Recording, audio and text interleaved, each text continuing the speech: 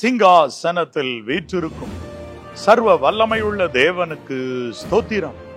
பிதா குமாரன் ஆவியானவரை கனம் பண்ணுகிறேன், ஸ்தோத்திரிக்கின்றேன். ஹல்லேலூயா. கர்த்தர் நல்லவர், அவர் கிருபை என்றும் உள்ளது. கர்த்தர் நல்லவர், அவர் கிருபை என்றும் உள்ளது. கர்த்தர் நல்லவர், அவர் கிருபை என்றும் உள்ளது, என்றும் உள்ளது. ஆம், என் அன்பு சகோதர சகோதரிகளே, யூடியூப் அன்பர்களே, உங்கள் யாவரையும் இயேசு கிறிஸ்துவின் நாமத்தினால் 5/7/2024 ஆகிய இன்று வாழ்த்தி அன்புடனே உங்களை சந்திப்பது எனக்கு மிக்க மகிழ்ச்சியாயிருக்கிறது, மிக்க மகிழ்ச்சியாயிருக்கிறது. இதோ எரிகோ விழும் 7 நாட்கள் என்னும் சிறப்பு கூட்டத்தை லைவ் ஆக நடத்தி கொண்டிருக்கிறோம். ஆசீர்வாதம் டிவியிலும் யூடியூபில் உள்ள பிளஸிங் டிவி என்ற நம்முடைய சேனலிலும் இது நேரடி ஒளிபரப்பு செய்யப்படுகிறது. அந்த போர்டு முன்பதாக உட்கார்ந்துதான் உங்களோடு பேசுகிறேன். இந்த கூட்டத்திலே மீதமுள்ள 6 நாட்களும் தவறாமல் நீங்கள் கலந்து கொள்ள உங்களை அன்புடனே அழைக்கிறேன். சங்கீதம் 147:4, அவர் நட்சத்திரங்களின் லக்கத்தை எண்ணி அவைகளுக்கெல்லாம் பேரிட்டு அழைக்கிறார்.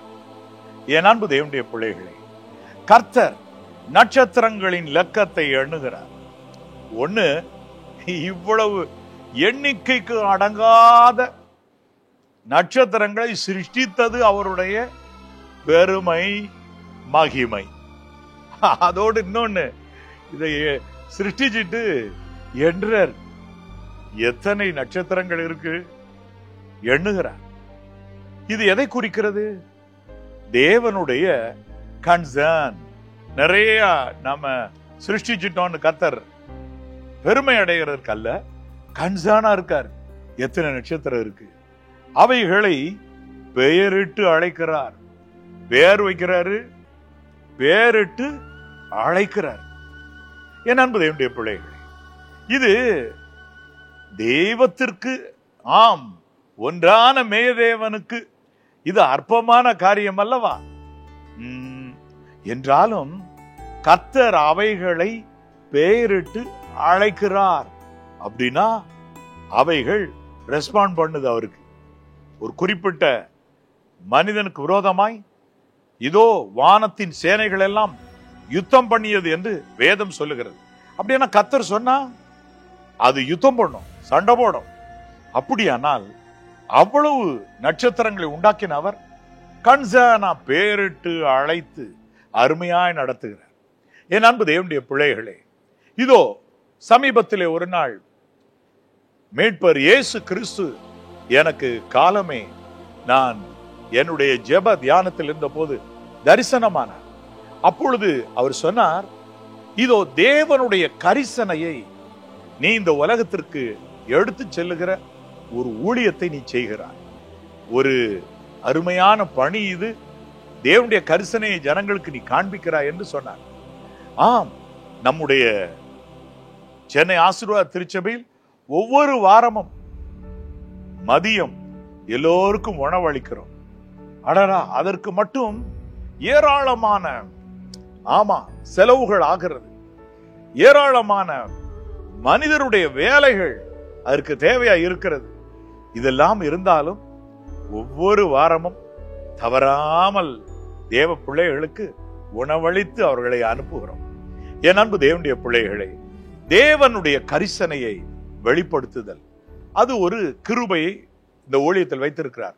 தேவனோ கரிசனையே உள்ளவர், பேரிட்டு எல்லா நட்சத்திரங்களை அழைக்கிறவர். உன்னை பத்தி எல்லாம் நல்லா தெரிஞ்சிருக்கிறார்.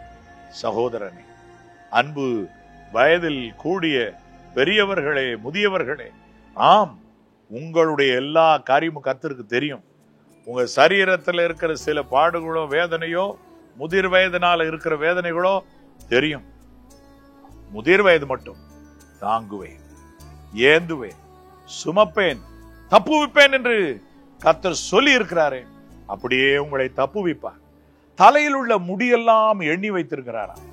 அடடா, எவ்வளவு பெரியவர் தேவன்! ஆனா அவர் நம்முடைய தலையில் உள்ள முடியெல்லாம் எண்ணி வைக்கணும்னா நம்ம மேல கன்சர்னா இருக்கிறார். உங்க வீட்டுல நீங்க கரிசனையா காரியங்களை நடப்பிக்கிறீங்களான்னா நான் சொன்னதை நீங்க செஞ்சிருக்கீங்களான்னு யோசிச்சு பாருங்க. உங்க பிள்ளையினுடைய பள்ளிக்கூடத்து பேகை நீங்க சுத்தம் பண்ணிருக்கீங்களா? எல்லா புக்ஸையும் வெளியே எடுத்து வச்சு, பென்சில் பேனெல்லாம் வெளியே எடுத்து வச்சுட்டு, உள்ள இருக்கிற தூசி தட்டி, ஒவ்வொரு அந்த போட்டிருக்கிற நோட்டுக்கு அருமையா அட்டை போட்டிருக்குது, அது சரியா இருக்கான்னு பார்த்து, பிள்ளைக்கு புது ஒரு ரஃப் நோட் வச்சிருக்கேன்டா உள்ள, காலையில சொல்லி அப்படி அனுப்பியிருக்கீங்களா? என் அன்பு தேவனுடைய பிள்ளைகளே, நான் பண்ணுவேன். தரையில உட்கார்ந்து கொள்ளுவேன்.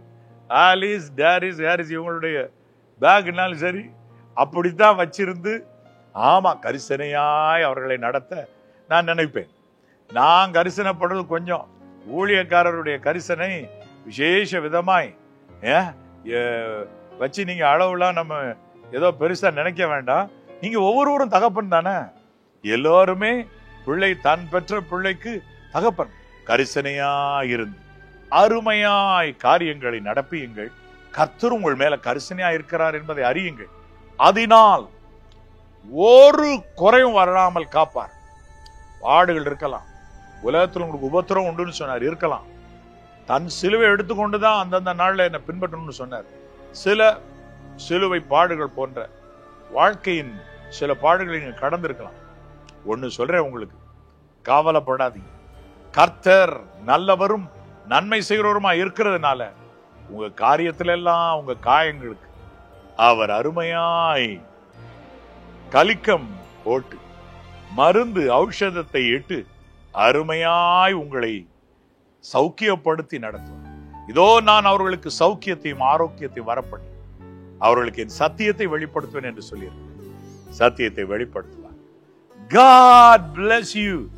God bless you.